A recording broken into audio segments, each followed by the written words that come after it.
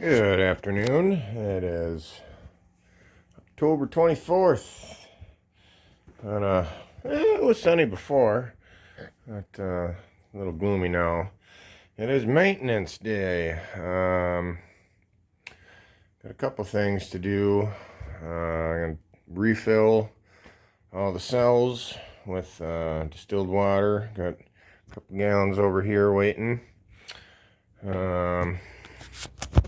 And then my step-down converter died last week.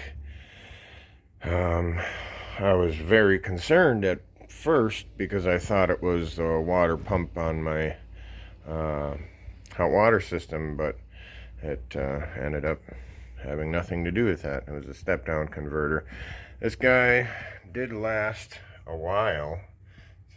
240 watt pile, 24 volt to 12 volt step down. Got a replacement. It says it's good for 360 watts, which at 12 volts should be, yeah, about 30 amps. And it can input between 15 and 40 volts, so we'll see. I see it's got a inline fuse. I haven't even opened it up yet, but I gotta replace that guy and get my DC system hooked up right again, temporarily, just to get the water pump circulating again. I just hooked up to one 12 volt battery in the series, which works, but you know, the voltage varies obviously with battery voltage, and it's not good to be pulling from one part of the series. I'm gonna have to balance that back out once I'm done topping off all the battery cells with distilled water. I'm gonna spray some clean water over the top, rinse these off because they're starting to get a little bit build up, and then I'll fire up the backup generator and do a real good equalize. So yeah, let's get to it. And I don't know, I think there's more on the list, but I'm gonna get to it, so we'll check back in a bit. Alrighty, well, we got the new guy on. I don't know, it's working. You know, the other one was prettier. You know, it had nice lugs to stick the wires in so I could keep it looking nice, but I don't know, I mounted her on here with the fins going vertically. I will say that was cracked right out of the package. It's just cast aluminum, so whatever. One fin off of the heatsink, not a big deal, and it's not getting warm at all. I am actually loading it down. I've got the generator going, and there's two 80 watt radiator fans on the generator box. Got my shop lights, and then all the fans in the entire house are all DC. The water pump is DC. So whatever, it's durability testing right now, and it's not heating up at all, so I'm kind of impressed already. You know, I know that's not a lot of power, but it's a small unit, so I don't know, we'll see. It's working.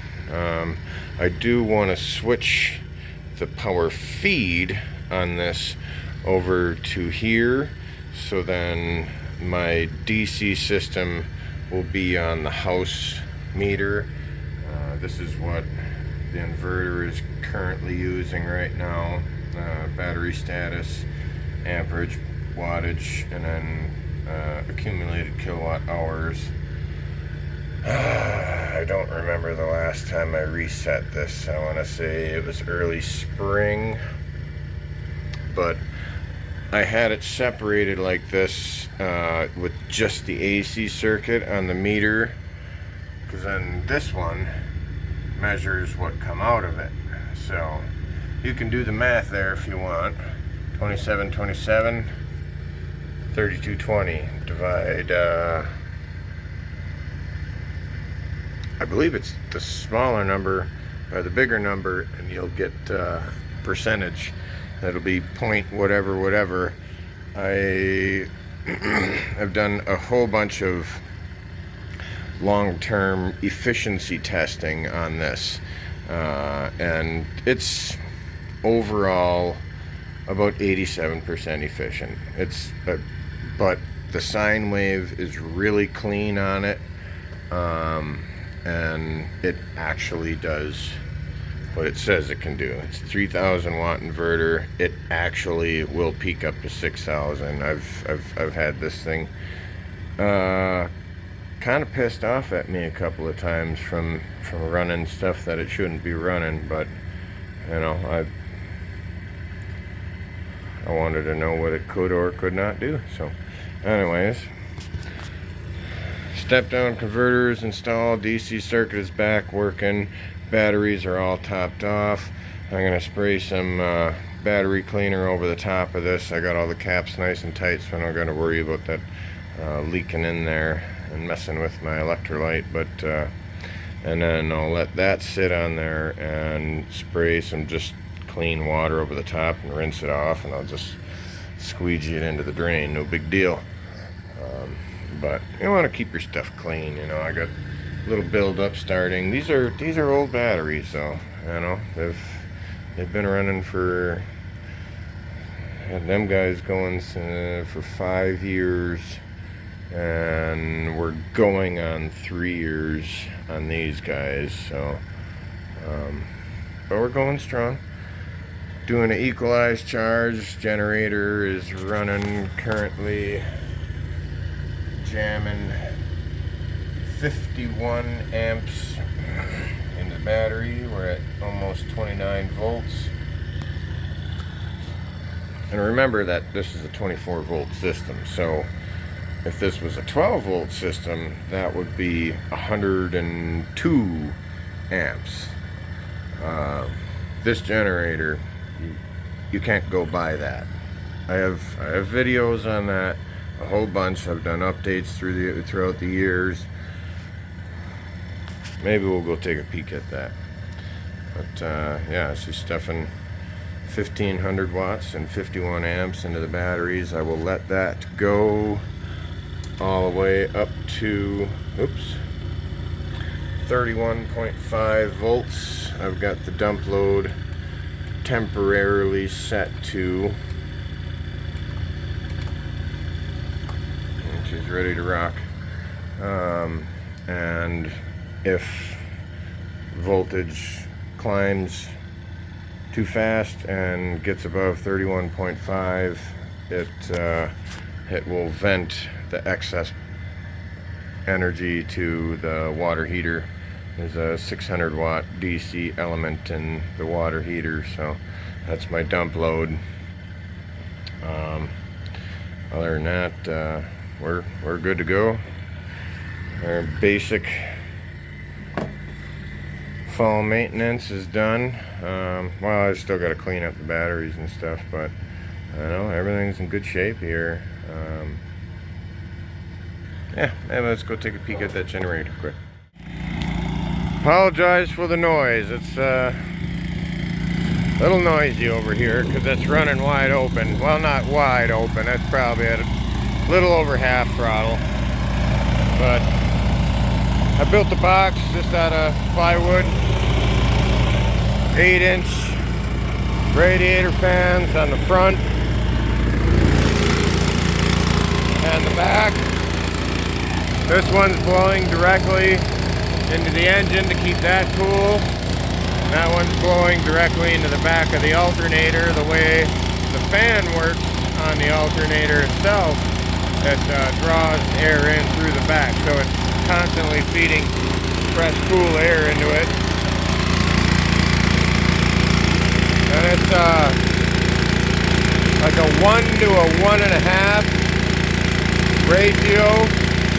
I think it's a 3-inch pulley and a 3.5-inch pulley.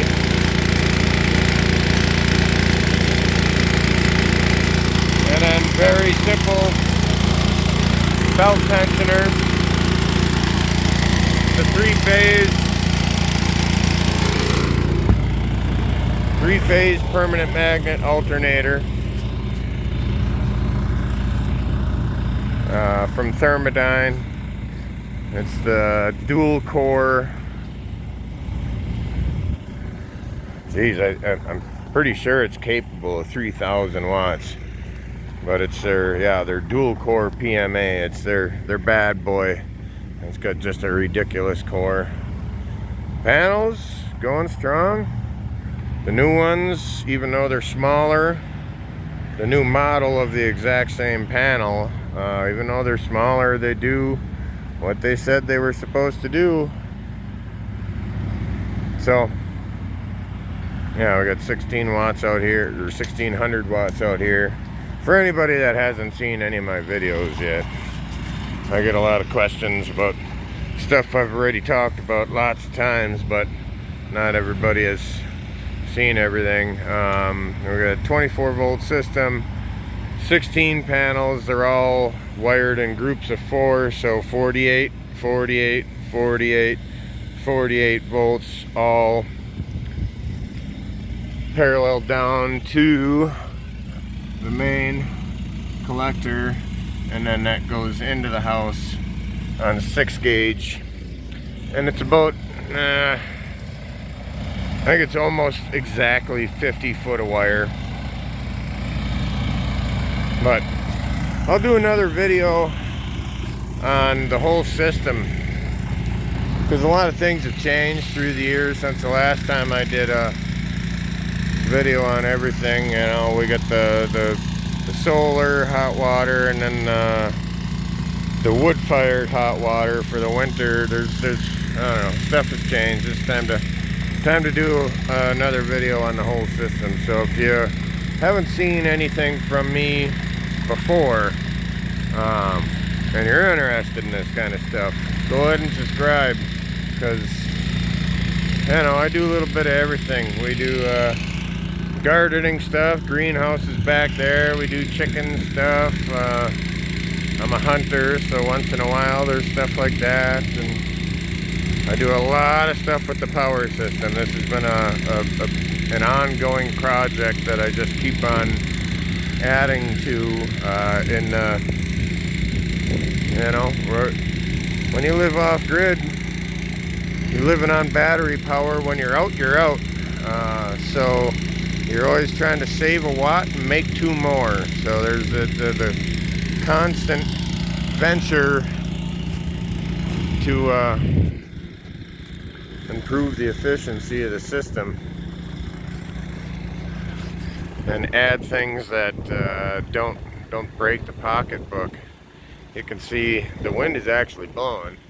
I don't know if you can see the flag all the way over there.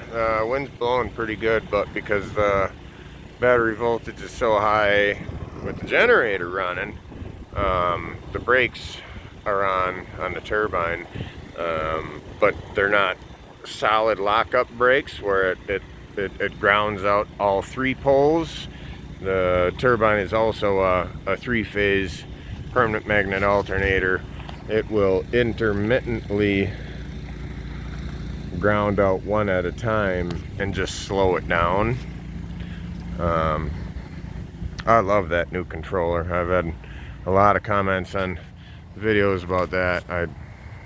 It's done a lot. So anyways, thanks for watching. God bless you.